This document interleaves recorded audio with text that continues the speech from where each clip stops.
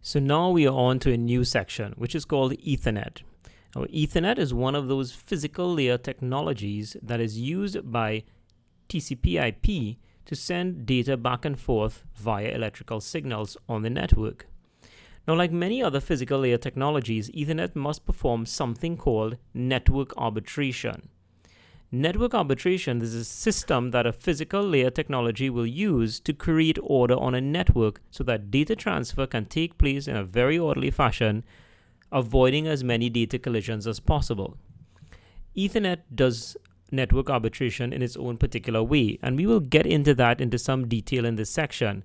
And it's probably the most important part of Ethernet for you to understand, at least from a Modbus TCP/IP standpoint. You will recall this diagram from a previous lecture.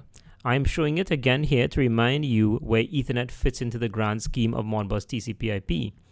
This here, if you look at PLC1, is the TCP/IP stack, transport, internet, and network access layers.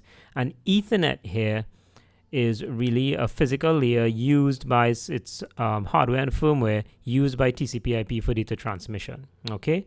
There are other technologies. There's token ring, ATM, and other types of physical layer technologies that TCP/IP could use.